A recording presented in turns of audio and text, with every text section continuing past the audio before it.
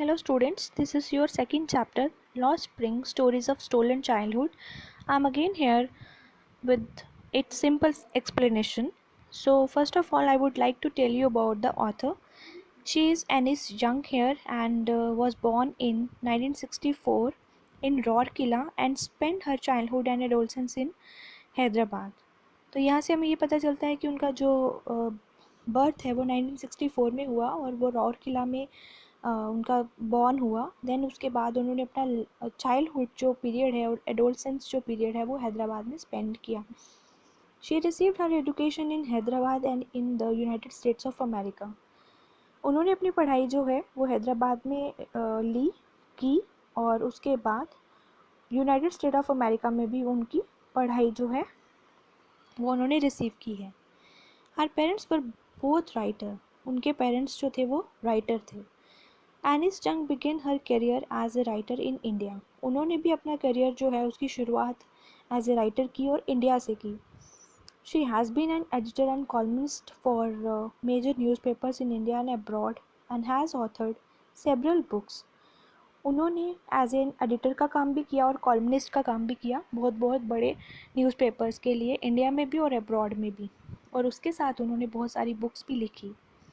The following is an excerpt from her book titled Lost Spring Stories of Stolen Childhood. ये जो chapter आप पढ़ने जा रहे हो ये एक एक्सर्प्ट है. एक जैसे आपको पता होगा चैप्टर में से हम एक समरी जो है उसको पढ़ें तो उस चैप्टर के बारे में हमें पता चल जाता है. वैसे ही एक बुक से हमें छोटा सा एक पार्ट जो है लेना उसको एक्सर्प्ट बोलते हैं. तो ये चैप्टर जो है आपका ये एक बुक है पूरी जिसका टाइटल यही है Lost Spring Stories of Stolen Childhood जो ऑथर्ड है बाय एनिस जंग. और here she analyzes the grinding poverty and tradition which condemn these children to a life of exploitation. इस चैप्टर के through she analyses the grinding poverty. किस तरह से poverty के बीच में ये बच्चे झगड़े हुए हैं और किस तरह से उनकी ट्रेडिशंस जो हैं वो किस तरह से उनकी ट्रेडिशंस जो हैं वो चल रही हैं. And which condemned this children to a life of exploitation. किस तरह से ये ट्रेडिशंस ये पॉवर्टी जो है उन बच्चों की लाइफ जो है किस तरह से स्पॉइल कर रही है एक्सप्लॉइट कर रही है. Here you will get all these things and she strongly wants to say and convey her ideas regarding this. Now the story begins here. Sometimes I find a rupees in the garbage. कभी कभार जो है मुझे 1 रुपया garbage में मिल जाता है. तो garbage I think you all are aware with this word. जो कूड़ा करकट हमारे आसपास हमारे इर्द गिर्द सिटीज़ में गाँवों में देखने को मिल जाता है. Heaps of garbage. Why do you do this. तो here a question is asked by the author कि तुम ऐसा क्यों करते हो. I ask Saheb whom I encounter every morning scrounging for gold in the garbage dumps of my neighborhood. मैं ये question Sahib से पूछती हूँ जिसको मैं रोज़ मिलती हूँ जो क्या कर रहा होता है. स्क्राउंजिंग मीन सर्चिंग फॉर गोल्ड. जो कुछ सर्च कर रहा होता है गार्बेज डंप्स में जो कूड़े करकट के ढेर लगे हुए हैं मेरे आस पड़ोस में. वो वहाँ पे कुछ सर्च कर रहा होता है गोल्ड के लिए. Sahib left his home long ago. Sahib ने अपना घर बहुत पहले छोड़ दिया था. Set amidst the green field of Dhaka. और अभी उसने अपना घर जो है वो ढाका के ग्रीन फील्ड के बीचों बीच में कहीं लोकेट किया है कहीं बनवाया है. His home is not even a distant memory. उसको अपने घर के बारे में कुछ भी याद नहीं है. There were many storms that swept away their fields and homes. His mother tells him. बहुत सारे स्टॉर्म्स आए जिनकी वजह से उनका घर उनके खेत जो हैं वो सारे के सारे अपरूट हो गए. सारे के सारे उखड़ गए ख़त्म हो गया. ये सारी स्टोरीज़ जो है उसकी मम्मा उसको सुनाती है. That's why they left looking for gold in the big cities where he now lives. इसीलिए उन्होंने वो जगह छोड़ दी और गोल्ड के लिए वो सर्च करना शुरू हो गए कि बड़ी बड़ी सिटीज़ में हमें कहीं ना कहीं पे गोल्ड मिल जाएगा. यहाँ पे वो अभी जैसे वो रहते हैं तो ऐसी सिटीज़ में वो गोल्ड ढूंढने के लिए आए. I have nothing else to do, he mutters, looking away. अब साहिब उनको क्या रिस्पॉन्स करता है एनिस जंग को? I have nothing else to do, मेरे पास और कोई काम ही नहीं है. ही मटर्स मतलब अपने आप में ही मटरिंग करना, अपने मुंह में बड़बड़ाना. गो टू स्कूल, आई से ग्लिबली. अब ऑथर यहाँ पे जो है वो उसको बोलती है कि तुम्हें स्कूल जाना चाहिए. ग्लिबली मीन्स बिना केयर किए हुए कुछ बोल देना, मतलब इजी वे में कुछ बोल देना, सोचना नहीं. Realising immediately how hollow the advice must sound, कि जो मेरी एडवाइस थी वो कितनी खोखली टाइप की थी. There is no school in my neighbourhood. अब उसको जवाब क्या मिलता है कि हमारे यहाँ पे कोई आस पड़ोस में कोई स्कूल नहीं है. When they build one I will go. Sahib response करता है कि जब कोई भी स्कूल बनेगा तो मैं उसमें चला जाऊँगा. Now the author is saying, if I start a school, will you come? I ask, half joking.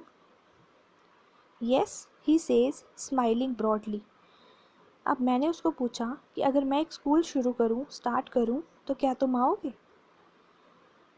And at that time, half joking means she was not that serious when she was asking this question. लेकिन साहिब ने कैसे response किया? Yes. He says, smiling broadly means widely. वो बहुत खुश होके, उसका चेहरा जो है वो खुशी के मारे, जैसे हमें कोई लगे कि चौड़ा सा मुंह बना के कोई हंस रहा है, तो he was smiling very broadly, मतलब widely. A few days later I see him running up to me. कुछ दिनों के बाद मुझे वो मेरी तरफ भागता हुआ दिखता है. Is your school ready? और वो मुझे क्वेश्चन पूछता है कि क्या तुम्हारा स्कूल बन गया? It takes longer to build a school, I say, embarrassed at having made a promise that was not meant. मैंने उसको बोला कि स्कूल बनाने के लिए टाइम लगता है. और embarrassed means she was confused here. Why she was confused? At having made a promise that was not meant. उसने वो प्रॉमिस किया था जिसका कोई मतलब ही नहीं था. बिकॉज उसने वो प्रॉमिस, एनिस चंग ने वो प्रॉमिस जो है वो हाफ जोकिंग, मतलब when she was not serious, उसने ये प्रॉमिस तब किया था. But promises like mine abound in every corner of his bleak world. लेकिन मेरे जैसा प्रॉमिस जो है, जैसा मैंने प्रॉमिस उससे किया था, वो किस तरह से था? मतलब अबाउंड होता है बहुत ज़्यादा मात्रा में कुछ बोल देना, या मतलब यहाँ पे जो अबाउंड का मतलब है कि मैंने जो बोला वो उसके लिए बहुत ज़्यादा था. In every corner of his bleak world means उसका जो चेयरलेस वर्ल्ड था, ना खुश वाला, जो उसका फीका सा संसार था, उसके बीच में वो मेरा प्रॉमिस बहुत बड़ा सा था उसके लिए. After months of knowing him I ask him his name. कुछ महीने उसको जानने के बाद मैंने उसे उसका नाम पूछा. साहिब आलम, ही अनाउंसेस. उसने अपने नाम के बारे में साहिब आलम बताया. He does not know what it means. वो नहीं जानता था कि इसका मतलब क्या है. If he new it's meaning, Lord of the universe, अगर उसको पता होता कि मेरे नाम का मतलब जो है वो लॉर्ड ऑफ यूनिवर्स है. लॉर्ड ऑफ यूनिवर्स का मतलब आपको पता होता है ना, पूरे विश्व का जो भगवान है, मतलब उसका उसका उसका मतलब जो नाम का है वो उससे रिलेट कर रहा है. He would have a hard time believing it. उसको कभी भी इस चीज़ पे विश्वास ही नहीं होता कि मेरे नाम का मतलब ये है ना. Unaware of what his name represents. उसको नहीं पता था उसका नाम जो है वो क्या रिप्रेजेंट करता है. He roams the street with his friends, an army of barefoot boys who appear like the morning birds and disappear at noon. वो अपने फ्रेंड्स के साथ इधर उधर घूमता था, भटकता था. और उनके फ्रेंड्स को यहाँ पे हमने पढ़ा, उसके बारे में क्या लिखा है, an army of barefoot boys, मतलब उनके पाँव में जूते भी नहीं हैं. They are barefoot, without shoes they were. और वो किस तरह से आते हैं? जैसे मॉर्निंग में वर्ड्स आते हैं और दोपहर के टाइम पे वर्ड्स जो है वो डिसअपेयर हो जाते हैं, मतलब वहाँ से गायब हो जाते हैं. Over the months I have come to recognise each of them. कुछ महीने लगे मुझे एनिस जंग को. I have come to come to recognize each of them, और मैं उन सबको पहचानना शुरू हो गई.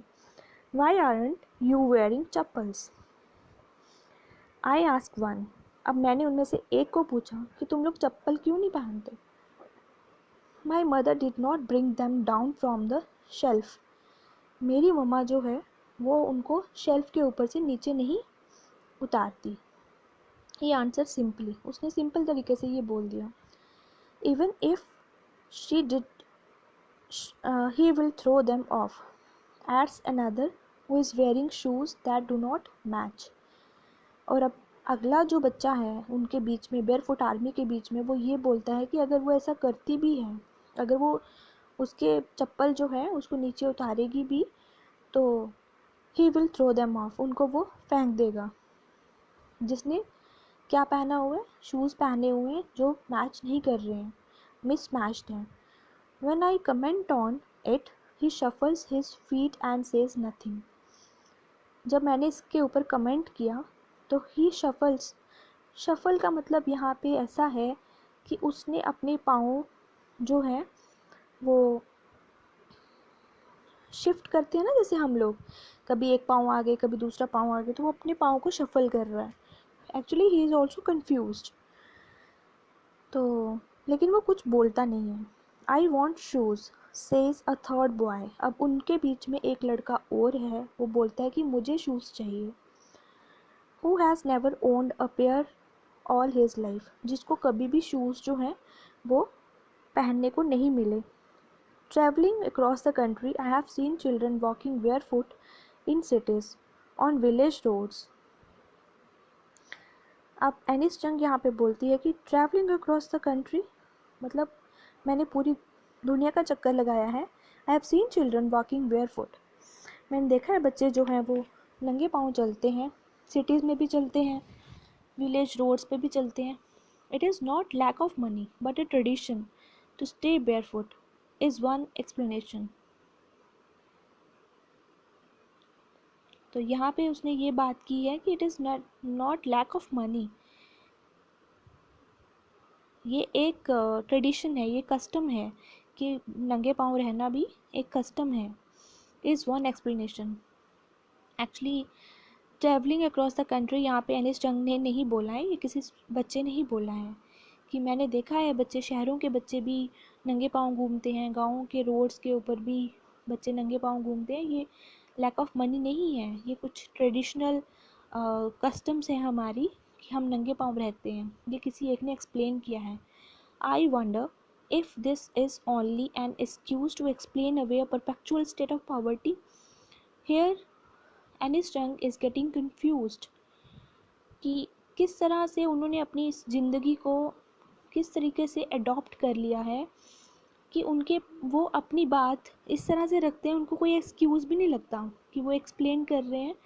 उन्होंने अपनी पॉवर्टी को, परपेचुअल होता है कभी ख़त्म ना होने वाला जो चीज़ हो, तो उनकी जो स्टेट ऑफ पॉवर्टी है वो कभी ख़त्म नहीं होने वाली है. उन्होंने इस चीज़ को मान लिया हुआ है, एक्सेप्ट कर लिया हुआ है. I remember a story a man from Udupi once told me.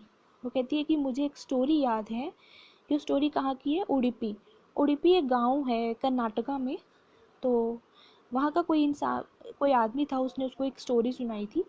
As a young boy he would go to school past an old temple. जब वो एक यंग बॉय था तो वो एक स्कूल जाता था. स्कूल जाते जाते उसको एक ओल्ड टेम्पल था, उसको क्रॉस करना होता था. Where his father was a priest. यहाँ पे उसके पापा जो थे वो एक साधु थे, प्रीस्ट थे, पुजारी थे. He would stop briefly at the temple and pray for a pair of shoes.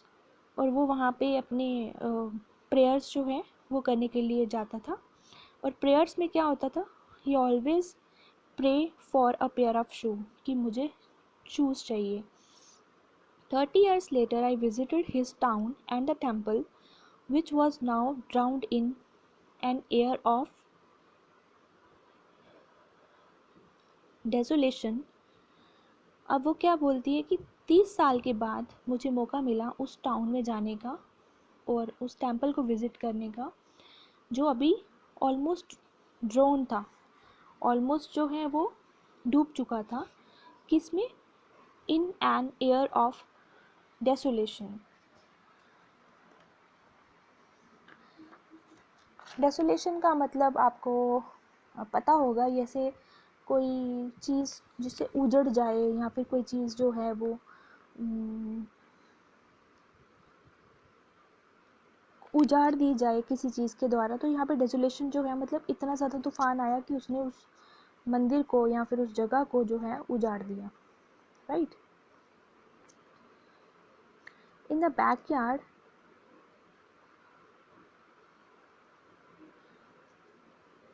where lived the new priest, there were red and white plastic chairs।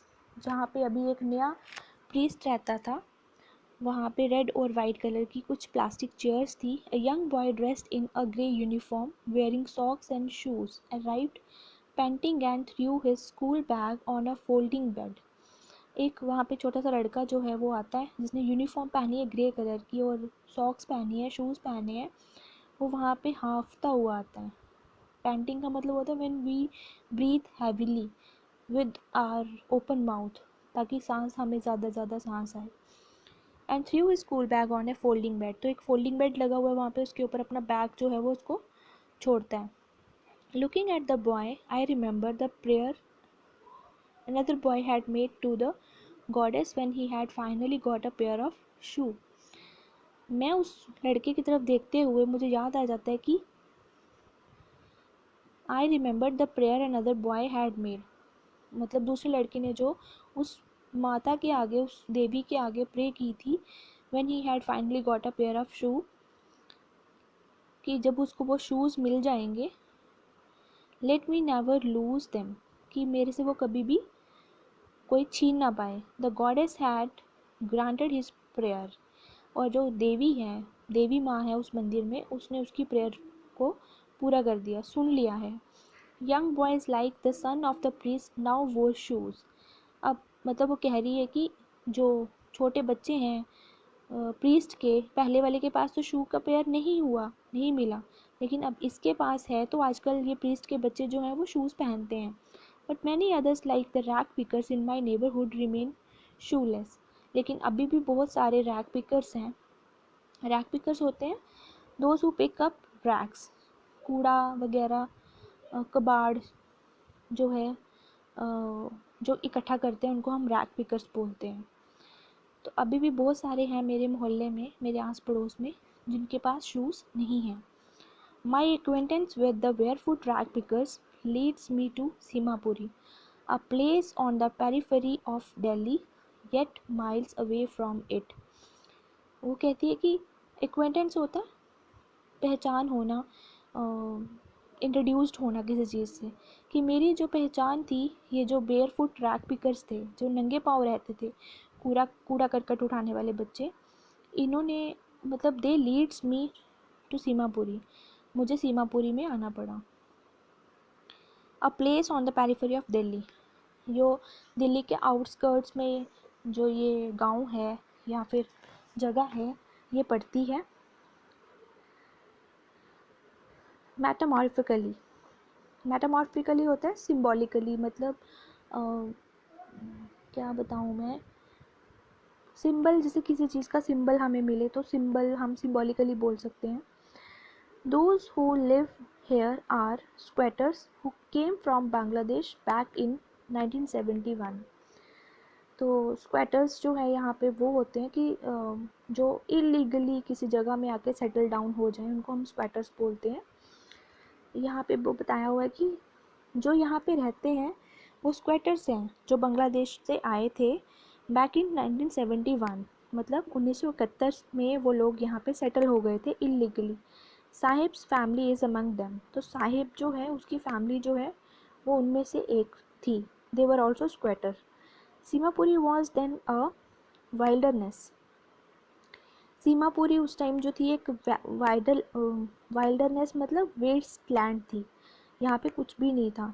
It still is, अभी भी वो वैसी ही है, but it is no longer empty, लेकिन अभी वो खाली नहीं है, क्योंकि वहाँ पे कुछ लोग जो हैं बांग्लादेश के वो आके बस चुके हैं। इन structure of mud with roofs of tin and tarpaulin, devoid of sewage, drainage or running water, live 10,000 rag pickers. तो यहाँ पे बताया हुआ है कि खाली नहीं है वो जगह अभी, स्ट्रक्चर जो है वो कैसे हैं, मड के हैं, जो उनके छत हैं वो टीन के हैं बने हुए, टारपोलिन के हैं, जो मतलब कपड़े नहीं होते तरपाल वगैरह, जैसे लोगों ने वाटरप्रूफ वो पहन लगाई होती है, प्लास्टिक शीट लगाई होती है, तो दे आर टारपोलिन्स। तो ये सारी चीज़ें जो हैं, ड्रेनेज सिस्टम जो है यहाँ पे वो बड़ा ही फिल्थी है, डर्टी वाटर जो है, ड्रेनेज जो होती है वो बहुत घटिया टाइप की है, कोई उसका स्ट्रक्चर नहीं है। तो उन्होंने यहाँ पे लिखा हुआ है कि इसमें ऐसी कोई भी फैसिलिटी नहीं है, और उसके साथ साथ यहाँ पे 10,000 रैक पिकर्स जो हैं they are staying. They have lived here for more than 30 years without an identity. और वो यहाँ पे रहते हुए उनको कितने 30 साल से ज़्यादा हो गए हैं, उनके पास कोई आइडेंटिटी नहीं है। Without permit but with ration cards that they get their names on voter list and enable them to buy grain. लेकिन उनके पास आइडेंटिटी ना होते हुए भी परमिट्स होता है, बिना परमिशन के कहीं पे सेटल हो जाना, बिना कोई कार्ड के कहीं पे रहना। लेकिन उनके पास राशन कार्ड्स हैं to get their name on the voter list, ताकि वो वोट डाल सकें। But it enable them to buy grains. ये उनको अलो करता है कि वो जैसे हम लोग जैसे APL BPL राशन कार्ड्स होते हैं, तो हम लोग भी उसको यूज़ करके कुछ ग्रेन्स ले सकते हैं गवर्नमेंट से। तो they are also getting the same thing. Food is more important for survival than an identity. और ये तो आपको पता ही है कि खाना जो है दैट इज़ मोर इम्पॉर्टेंट। जीने के लिए हमें खाना चाहिए, आइडेंटिटी के बिना भी इंसान जी सकता है। Identity is also important but food is more important than identity. If at the end of the day we can feed our families and go to bed without an aching stomach, we would rather live here than in the fields that gave us no grain. अगर at the end of the day, मतलब पूरा दिन की थकावट के बाद अगर हम अपने बेड पे जाते हैं, अपनी फैमिलीज़ को फीड कर सकते हैं, खाना खिला सकते हैं, तो हम बेड पे बिना दर्द के, बिना पेट दर्द के जा सकते हैं, सो सकते हैं। तो we would rather live here than in the fields, दैट हम यहाँ पे रह सकते हैं। उन खेतों से तो ये जगह ज़्यादा अच्छी है, यहाँ पे कुछ उगता ही नहीं था। से a group of women in tattered sari. Tattered होता है जो फट चुकी हो, तो एक ग्रुप है औरतों का, उनमें से एक औरत जो है वो बोलती है, जिसने टैटर्ड साड़ीज़ पहनी हुई है, मतलब फटे हुए कपड़े उसने पहने हुए हैं। When I asked them why they left their beautiful land of green fields and river, जब मैंने उनको पूछा कि उन्होंने अपना खूबसूरत जगह को, जो ग्रीन यहाँ पे ग्रीनरी थी, उनके खेत थे, उनकी रिवर्स थी, क्यों छोड़ दिया। Wherever they find food, they pitch their tents that become transit home. कहीं पे भी उनको खाना जो है वो मिल सकता था, है ना। और वो पिच होता है, जैसे हम कोई चीज़ को डिग करें, जैसे मतलब कोई चीज़ हम गाड़ दें, तो अगर हम कोई ऐसा काम करते, टेंट्स जो हैं अगर हम वहाँ पे रहते, तो उनके जो होम है वो टेम्परेरी होम, अस्थाई, जैसे अभी वो यहाँ पे रह रहे हैं, तो वैसे तो वहाँ पे भी रह सकते थे। जहाँ पे भी उनको फूड मिले वहाँ पे भी वो अपना टेम्परेरी होम जो है उसको लगा सकते हैं। Children grow up in them. बच्चे जो हैं वो उनमें पल सकते हैं, बढ़ सकते हैं, बिकमिंग पार्टनर इन सर्वाइवल, और वो उनके सर्वाइवल के पार्टनर्स जो हैं वो बन सकते हैं। And survival in Seemapuri means rag picking. और सीमापुरी में रहना, सर्वाइव करना, उसका मतलब है कूड़ा कचरा उठाना। Through the years it has acquired the proportion of a fine art. और बहुत सालों से ये जो काम चल रहा है, इसकी वजह से वो स्किल्ड हो चुके हैं। किस किस किस तरह से, मतलब किस फॉर्म में ये काम कंप्लीट करना है, उनको सब आ गया है। Garbage to them is gold. और कूड़ा करकट जो है कचरा जो है वो उनके लिए सोने के समान है। It is their daily bread, a roof over their heads, even if it is a leaking roof, but for a child it is even more. तो गार्बेज जो है उनके लिए गोल्ड है, ठीक है। और यही उनकी जो डेली ब्रेड है, ब्रेड बटर होता है मतलब डेली जो खाना खा के वो सोते हैं, तो यही वो अगर कुछ काम करेंगे उसके बदले उनको कुछ पैसे मिलेंगे तो उसके बदले ही वो कुछ खा सकते हैं।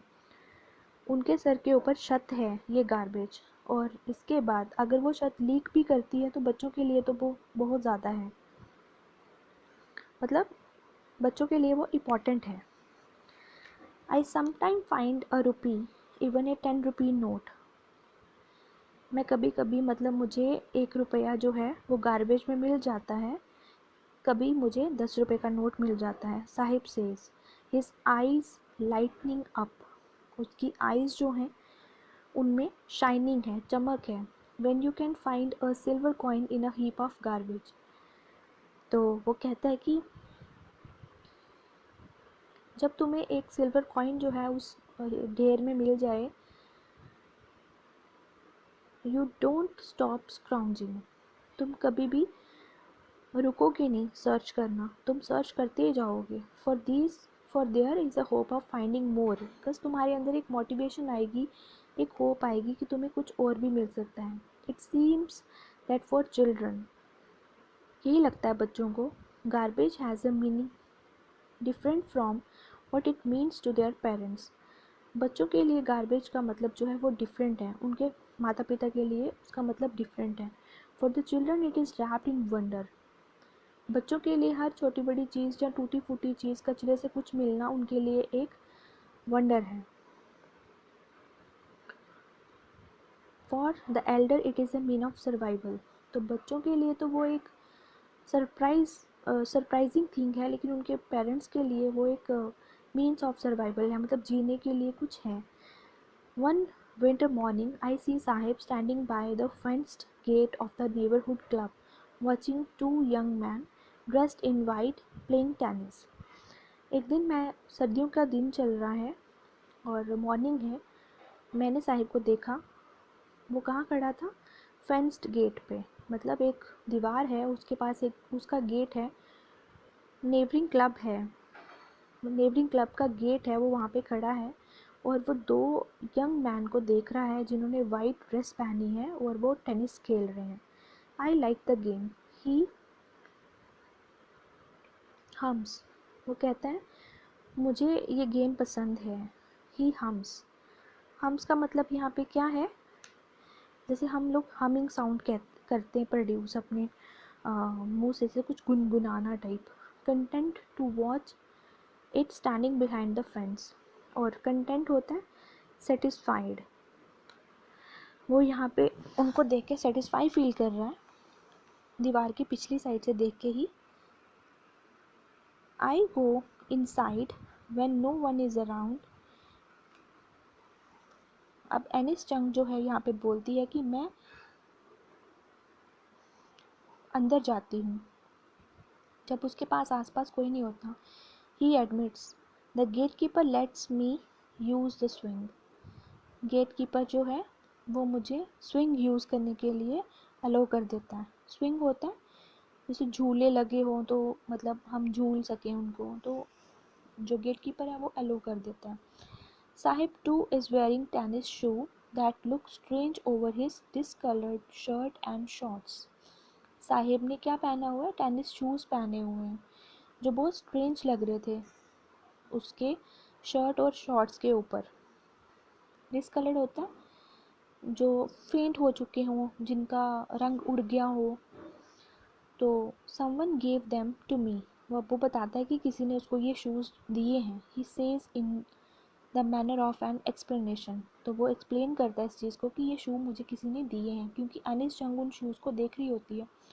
The fact that they are discarded shoe of some rich boy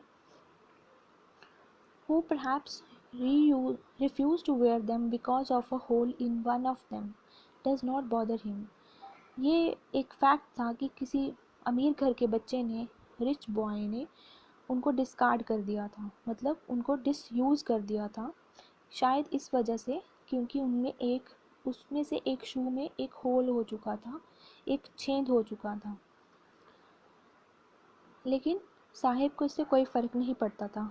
for one who has walked barefoot, जो हमेशा ही नंगे पाँव चला हो, even shoes with a hole is a dream come true.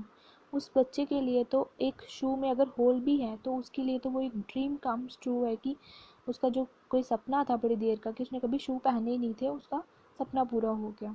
But the game he is watching so intently is out of his reach. लेकिन जो game वो देख रहा था यहाँ पे टेनिस की, वो इतना ईगरली देख रहा था, इतना केयरफुली देख रहा था, इतना अटेंटिव था, लेकिन ये गेम उसकी आउट ऑफ रीच थी। इस गेम के इसको सिर्फ वो देख सकता था, ये उसकी रीच के बियॉन्ड थी, मतलब वो इस पर कभी नहीं पहुंच सकता था। This morning Sahib is on his way to the milk booth. आज मॉर्निंग में साहिब जो है वो अपने रास्ते में था, मिल्क बूथ की तरफ जा रहा था। In his hand was a steel canister. उसके हाथ में एक टिन का कंटेनर था जिसको कैनिस्टर बोलते हैं। I now work in a tea stall down the road, he says, pointing in the distance. अब वो बताता है एनिस जंग को कि मैं अब कहाँ काम करता हूँ, एक टी स्टॉल पे काम करता हूँ जो डाउन द रोड है और कुछ दूरी पे है। I am paid 800 rupees and all my meals. और मुझे कितनी सैलरी मिलती है? 800 rupees salary I am getting and all my meals there on that tea stall. Does he like the job? I ask. मैंने उससे पूछा कि तुम्हें ये जॉब पसंद है? His face I see has lost the carefree look. अब उसका फेस जो है उससे केयर फ्री लुक जो थी वो ख़त्म हो गई। केयर फ्री लुक मतलब जैसे वो अपनी मर्ज़ी का मालिक था कि सुबह उठना, गार्बेज डंप्स में जाना, वहाँ पे कूड़ा कचरा जो है वो उसको सर्च करना, उसके बीच में कुछ मिल जाए, तो अभी वो वाली लुक जो थी वो ख़त्म हो गई थी। The steel canister seems heavier than the plastic bag he would carry so lightly over his shoulder. तो जो स्टील कैनिस्टर उसने पकड़ा हुआ था, वो कंटेनर जो होता है दूध डालने वाला, वो बहुत हैवी लग रहा था। किससे? प्लास्टिक बैग से, जो वो उठाया करता था, जो लाइटली होता था। और द बैग वॉज हिज, वो बैग उसका होता था। The canister belong to the man who owns the tea shop. Canister जो है वो उस इंसान का है जिसका टी शॉप है, जो उसका ओनर है, वो कैनिस्टर तो उसका था। Sahib is no longer his own master. तो साहिब जो है यहाँ पे अपनी मर्ज़ी नहीं कर सकता था, साहिब जो है अपनी मर्ज़ी का मालिक नहीं था। इसके साथ ही आपका पार्ट 1 जो है वो कंप्लीट होता है। नेक्स्ट जो वीडियो अपलोड होगी उसके बीच में मैं आपको मुकेश के बारे में बताऊंगी। I want to drive a car, किस तरह से वो भी एक पॉवर्टी के बीच में रहते हुए अपने ड्रीम्स जो हैं उनको चेज़ करना चाहता है, ना कि साहिब की तरह कि जैसे लाइफ ने उसको जो चांसेस दिए वो वैसे ही उसको एक्सेप्ट करता गया। ठीक है, तो विद दिस होप कि आप लोगों को ये वीडियो जो है पसंद आई होगी और मैंने सारे वर्ड्स भी आपको अच्छे से एक्सप्लेन किए हैं। So guys, students, you have to be very particular about the word and meanings, because the good vocab if you will use, you will get good marks in your finals. Thank you so much. With this hope you will like the hit button, plus you will subscribe my channel for further videos.